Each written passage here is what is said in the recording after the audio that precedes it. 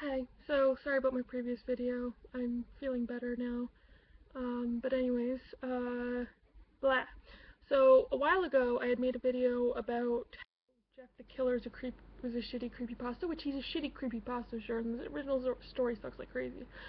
But, okay, oh yeah, by the way, today and yesterday, actually it was over the last couple days, I watched all of the Marble Hornets videos, which actually are really cool and really good. It's like one of those TV shows you get hooked on. It's actually really good, and the guys who made it are really talented.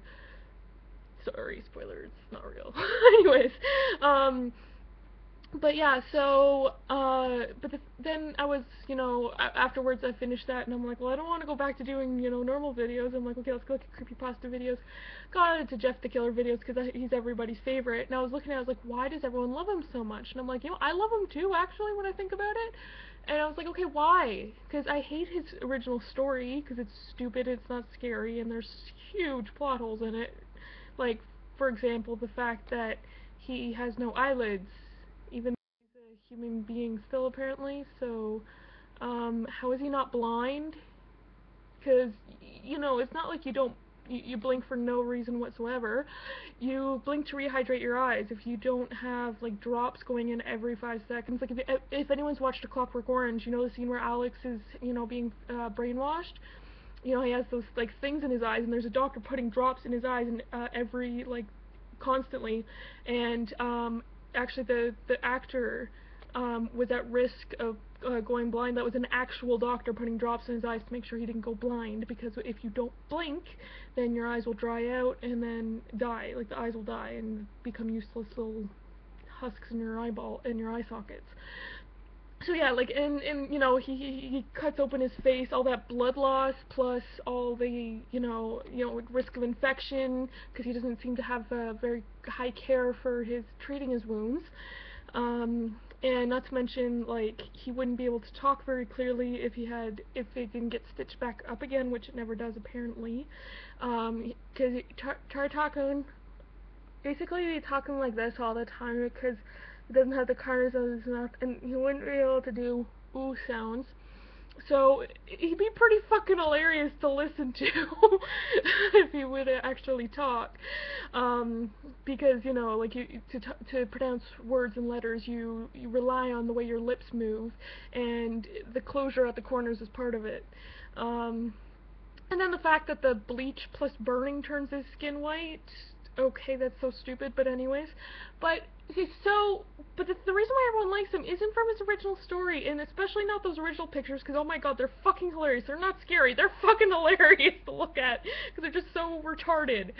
But the big thing that makes him everyone likes him so much, is that he's the lovable serial killer. Everyone wants the crazy, laughter, happy, smiley thing, and the color scope they have on is the black and white, black, white, and red when he's killing someone is very appealing too, which is why those types of comics tend to be in black and white. Johnny the Homicidal Maniac, The Mask original comics, not the cartoon. No, I mean the original comics where the Mask is a killer, not a slapstick humor type dude. And actually, the original Teenage Mutant Ninja Turtles were the same sort of theme. They were black and white too. Surprising amount of kid stuff is actually based off of Homicidal Maniacs. I wonder when the Johnny cartoon will be coming out. Anyways, so like the more black and white edgy, like the Sin City, was an example of that as well. Those types of, that kind of color scheme tends to be more popular, hence why it's my color scheme in the comic I'm making about Homicidal Maniacs. But the thing is that the Homicidal Maniacs can't be that scary unless they have some sort of supernatural element to them. Hence, Johnny, he's the waist lock, plus the sickness is putting everything in favor for him. The Mask has the mask powers, and etc., etc. But the thing is, Jeff originally doesn't really have anything. So, if you were to take Jeff and just make his appearance, then make him a supernatural something, so that shit, all those problems. So, like, I've seen some theories that, like, actually he died from his injuries, and then it's kind of like this, like, super powerful ghost type thing, or like he's dead actually, or some shit like that, or because he's some supernatural being, which actually would make sense. It would. So that fixes all the plot holes.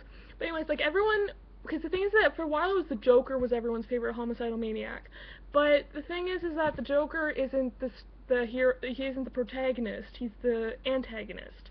So, and not to mention, he's got a thing with clowns, which, yeah, everyone likes the creepy clown, right? Which is why it got so popular, Laughing Jack, etc., and Joker in the first place, because everyone likes the creepy clown. But people are like, we don't really actually like clowns that much. So the reason why Jeff got so popular is because he had the split smile that everyone loved about the Heath Ledger Joker, and you know, he had the kind of like the go to sleep thing. Like he has that kind of catchphrase with him.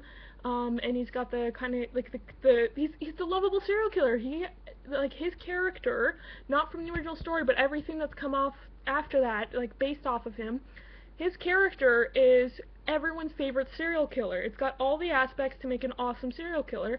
I feel like someone had an idea for an awesome serial killer, but wanted to needed to put an origin story to them, but they couldn't. So they just kind of put something together. They think is like, I think that makes sense. I'm not gonna actually research any of this shit, but I think that makes sense. So yeah, but it's still, when I say Jeff the Killer is a shitty creepypasta, I agree. I still stand by that. But he's, as a character, is not bad. I actually quite like him. I think he's pretty cool because I love the crazy, happy serial killer, which is why one of my main characters is schizophrenic. ADHD, schizophrenic, homicidal maniac with the mind of a child. That's one of my characters in my own thing. So